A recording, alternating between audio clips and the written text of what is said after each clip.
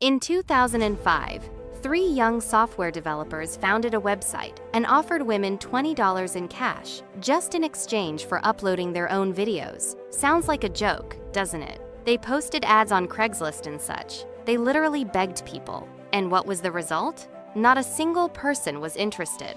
A big fat zero. No one stepped up to upload even a second of footage to that site, even for $20. But here's the truly crazy part.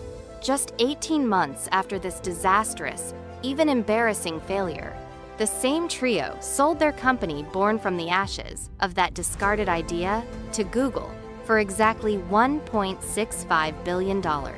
It was an incredible leap, truly, in just 18 months. So, how did they go from a $20 idea that no one cared about to a billion-dollar global empire? That is the crucial question. Welcome to Catalyst Power. Today, we have a truly unprecedented saga on the table, the creation process of YouTube. But let me warn you up front.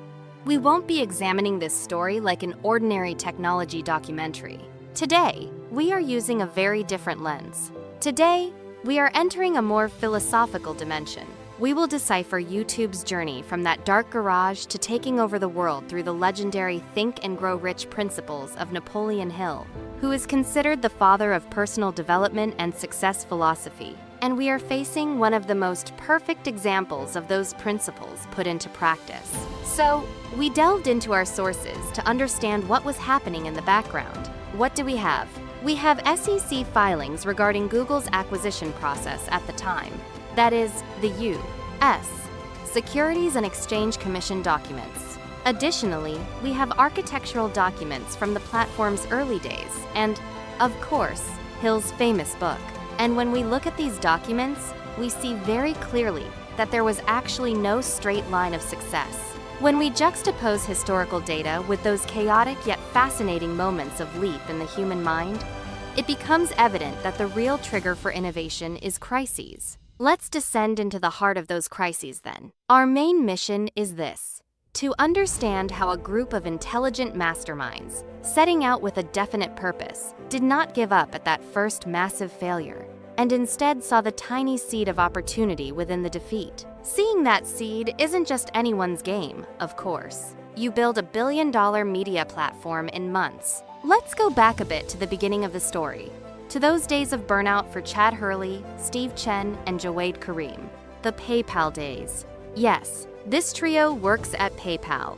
Then eBay acquires PayPal for $1.5 billion, and our guys, so to speak, fall into a shattered, aimless void. This is that classic feeling of alienation that follows a major corporate acquisition. The company you gave everything to now belongs to someone else. Right at this point, one of the most key concepts in Hill's philosophy comes into play: the mastermind principle, the power of a group of minds. Hill says, when two or more minds come together in a spirit of harmony for a definite purpose, there is created out of that alliance a third, invisible, and much more powerful mastermind, a kind of synergy explosion. Hurley, Chen, and Karim left PayPal and established exactly this mental alliance in a garage. They took their individual burnout and turned it into a collective creative energy. But do you know what that first idea produced by this superior mental alliance was? A video dating site launching with the slogan, "Tune in, hook up." Yes, it sounds incredibly strange right now. A platform where people would upload videos to search for partners. The site I just mentioned where they made those $20 offers, the one nobody cared about. So, there is a massive fiasco here. They are actually experiencing a perfect moment of temporary defeat, as Hill calls it. Let's remember that critical distinction in the book. Hill says, temporary defeat means only that there is something wrong with your plan. It is not a permanent failure. Make other plans. So, instead of being crushed under a collapsed plan, this trio read the data they had. The dating idea wasn't working, yes, but the system they had built in the background had another potential. Hill's entire book, the foundation of his philosophy, is built on never give up, go all the way, be persistent. Persistence is one of the greatest principles. But these men immediately threw the site's entire dating concept into the trash at the first big stumble. This literally means giving up. If Hill saw this, wouldn't he say, "You failed because you stopped resisting"? Doesn't this completely contradict the principle of persistence? From the outside, it might indeed look that way. But here, it is essential that we examine what persistence really means under a microscope. So, wasn't it about blindly persisting? Persistence does not mean blindly and stubbornly clinging to a poorly designed plan that has no market demand. That is just stupidity. The real persistence Hill mentions is the one directed toward the purpose. What was the fundamental purpose lying in the subconscious of this trio? For people to share videos on the internet, I suppose? Exactly that. To create a seamless digital experience, which had never existed before, where people could easily share videos over the internet. Dating was just the first vehicle they tried to reach this great purpose. It was a kind of test drive. When the vehicle crashed into a wall and shattered, they left it on the highway and found a new one. They didn't actually deviate by even a millimeter from that main vision of connecting people through videos. Stay loyal to the purpose, not the plan. Don't change the goal, change the path. This distinction really puts the pieces in place. A very critical distinction, and this awakening brings them to that historical turning point. April 2005. They rip off the dating label and open the site's doors to everyone, saying, "Upload whatever you want." And the first video arrives. Yes, Jawed Karim uploads that famous "Me at the Zoo" video where he stands in front of the elephants at the San Diego Zoo. Just 19 seconds long. Terrible image quality. A completely ordinary moment. Ordinary but historic. Those 19 seconds change internet consumption habits forever. Let me even give an incredible detail for our listener. The codes of the original 2006 webpage from that era are currently on display at the famous Victoria and Albert Museum in London, behind a glass display case as a masterpiece of digital design history. This is something immense, and the true meaning carried by that museum piece code is hidden in Hill's 3 feet from gold metaphor. 3 feet from gold. That story is very striking. The story of Darby. Yes, R.U. Darby's uncle digs for months to find gold. He can't find it. Then he gives up and sells the machinery. The junk man who bought the machinery is a clever man. He brings in an engineer, and they discover that the vein of gold was just 1 meter from where they had stopped digging. Just 1 meter. It drives you crazy. Well, the YouTube team didn't stop digging with just 1 meter left, because they realized the gold wasn't in the dating idea, but in that immense infrastructure they had to write to bring that idea to life. Let's make it a bit more concrete for our listener why that infrastructure was so revolutionary. Today, we pull the phone out of our pocket and watch 4K videos within seconds. But the internet in 2005 was a complete nightmare. What were we doing to watch a video? We were waiting a lot. We were waiting for minutes to download a massive AV or .mov file to the computer. Then we would open Windows Media Player, Real Player, and so on. If that wasn't enough, we'd get a wrong codec error and search for codec packs on the internet. A complete ordeal. I mean, watching a video literally required IT expertise. That was exactly the problem anyway.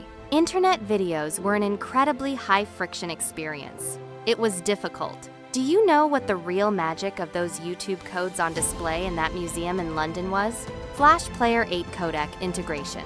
The user no longer needed to download anything to their computer. With a single click inside the browser, the video started playing instantly. In the background, they had created an engineering marvel, inconceivable for the conditions of the time, which automatically converted those heavy video files into the lightweight Flash format. This is where it gets really interesting. It's like you build a massive, super complex, and impenetrable steel vault for a bank. Your primary goal is to put millions of dollars worth of gold bars inside that vault. But a moment comes when you stop, look at the mechanism you built, and realize that this encryption and steel technology you developed is far more valuable than the gold you planned to put inside it. The gold vein was exactly that technology. A great analogy.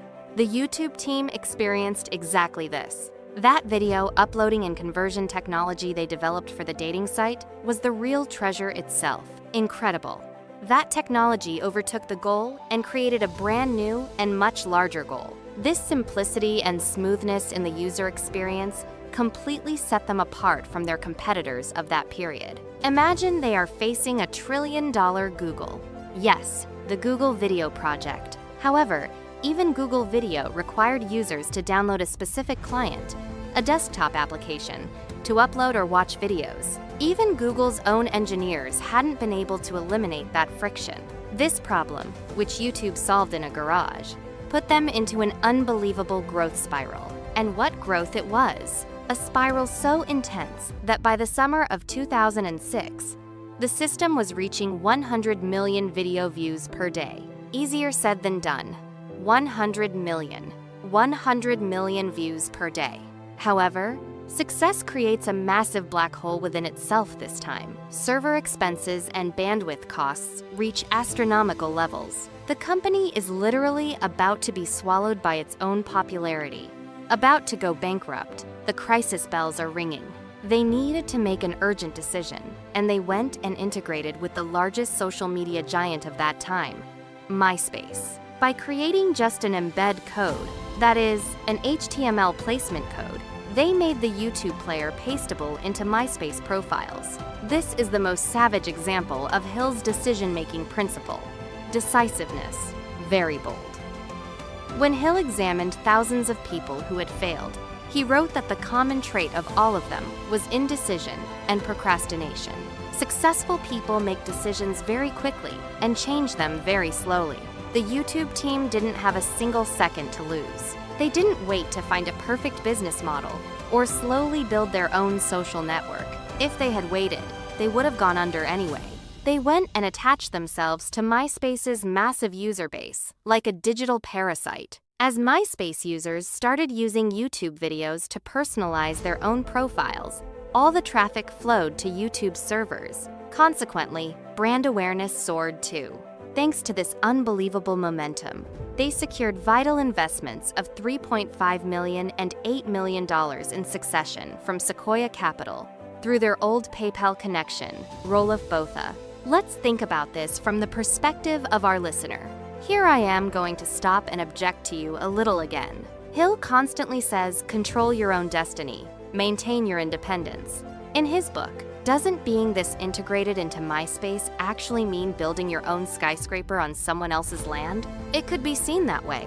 I mean, the MySpace management could have woken up one morning and said, well, this YouTube is advertising for free through our platform. Let's block these embed codes. As a matter of fact, they tried later on.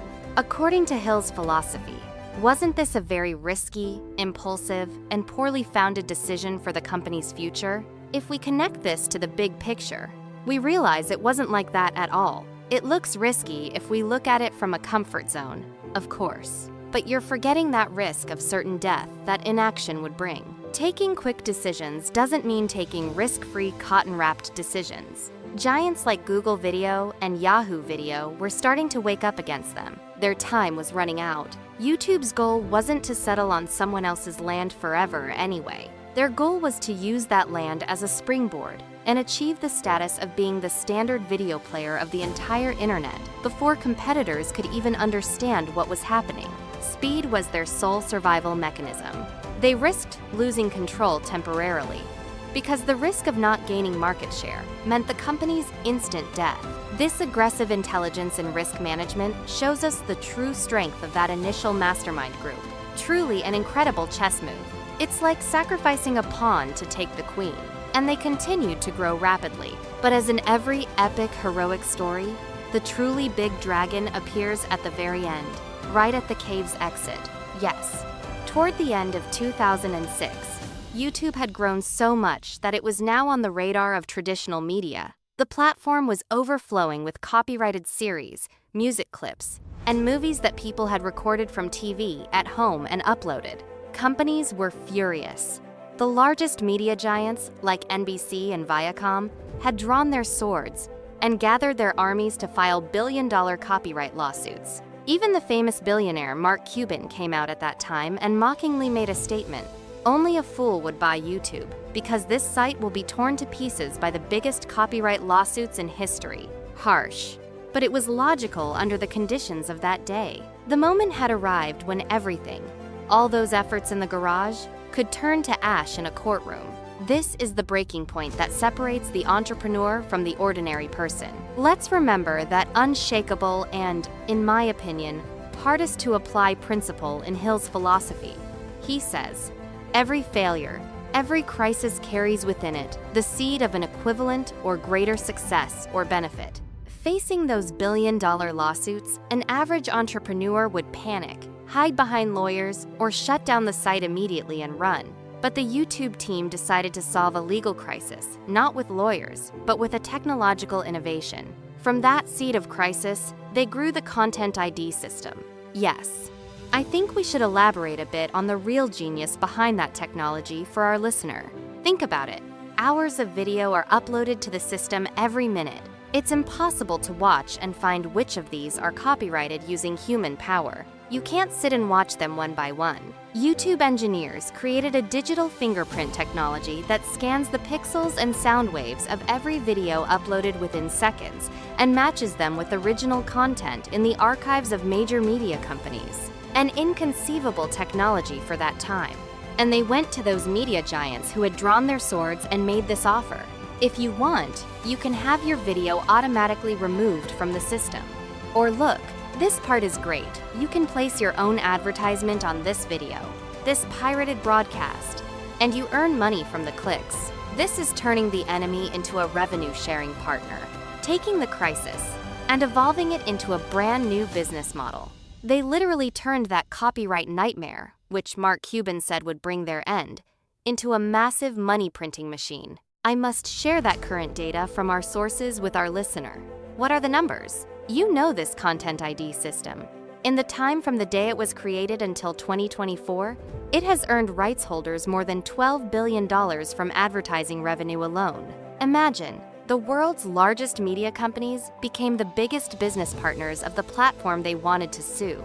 This is exactly what Hill meant by that seed of opportunity growing into a massive forest. And this bold technological move, by removing that legal barrier, also paved the way for one of the largest acquisitions in history.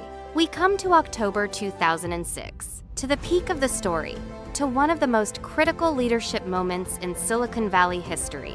That leader was none other than Susan Wojcicki, the captain of the opposing team, the person who was at the head of the massive budget Google Video at that time, and, ironically, the woman who would later serve as the CEO of YouTube for years. Truly a twist of fate. When we look at the SEC filings and the internal correspondence of that period, we can actually see the shock the Google Video team experienced. Wojcicki sees very clearly that her own project, backed by Google's infinite resources, is losing blood day by day against this simple interface site coming out of a garage. They can't keep the audience in their hands. There is undeniable data on the table.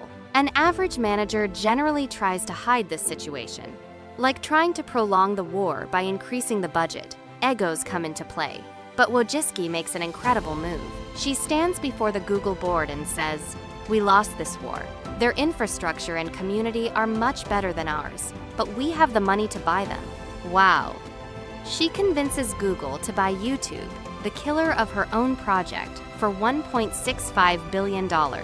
Hill's book describes that billion-dollar mental partnership Charles Schwab created while bringing J.P. Morgan and Andrew Carnegie together to found U.S. Steel.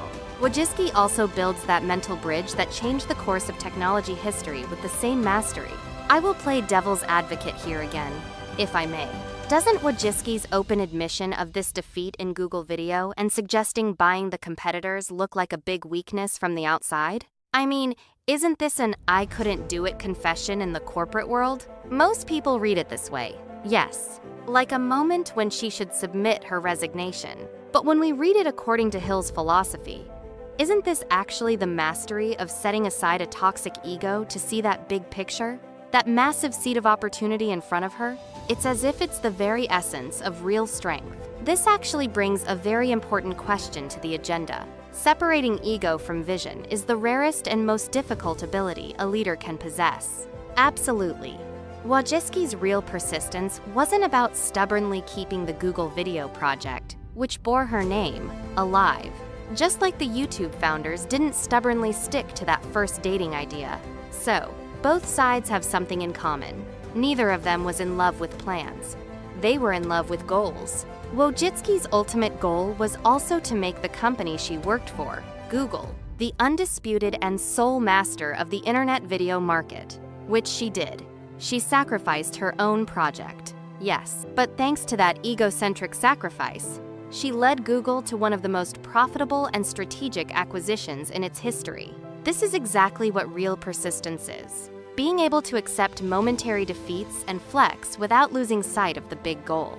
This is an incredible parallel. While transferring billions of dollars to each other, both sides draw their true power from the courage to throw their initial plans in the trash. Dear listener, if you've been with us this far, I think let's summarize what this chaotic saga means for you, for your own life and projects. Let's give the main lesson. This structure, which was born in a garage and turned into a $1.65 billion empire in just 18 months, yes, you heard that right. Only 1.5 years, was definitely not the result of coincidences or blind luck. This was the power of an intelligent mastermind group. Mastermind power. It was the wisdom of not stubbornly persisting in a dating plan that didn't work and that nobody looked at twice, and being able to show that flexibility. It was their realization, not giving up like that uncle, that the real treasure was in the coding architecture they built, like that steel vault. It was the agility to transform those massive legal problems hanging over them, which would have locked the company's door, into a historic innovation, Content ID, which has earned rights holders $12 billion today. An incredible transformation. Adapt this to your own career. When the plan on your desk doesn't work, don't you dare change your big goal. Just change your plan.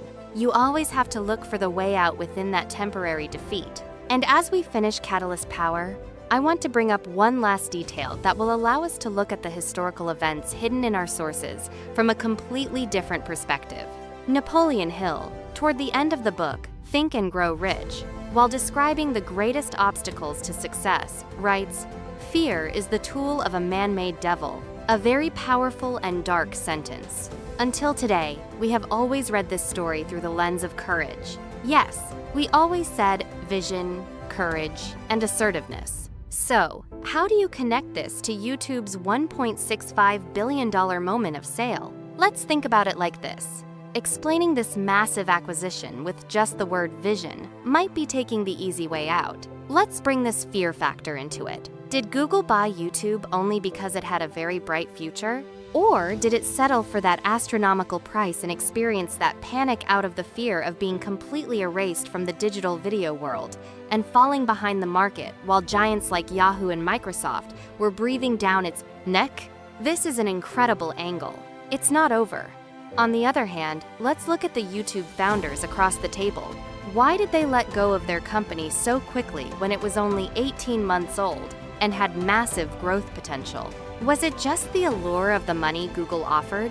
Maybe it wasn't. Could it be that the fear of being crushed under the endless copyright lawsuits filed by media giants like NBC and Viacom, waiting at their door, personally going bankrupt, or even going to jail pushed them to this quick exit decision? This is a truly mind-opening approach. Perhaps one of the most profitable and revolutionary collaborations in technology history was born at that thin line. The exact intersection of these two massive fears, rather than out of pure courage. Maybe both sides met while running away from their own devils. Both sides literally clung to each other in the dark, while running away from their own scenarios of annihilation. Looking at this story from this angle as well changes everything. What do you think, dear listener? I think weigh this within yourself. In those biggest, most radical decisions of your own life, is courage really at the wheel? Or is it a reshaped fear that is directing you? Finding this will perhaps be the moment you get 3 feet closer to your own vein of gold. I hope you find the gold. We are wrapping up our notes on the table for today. Continue to feed that mastermind in your mind. See you in the next episode of Catalyst Power. Goodbye.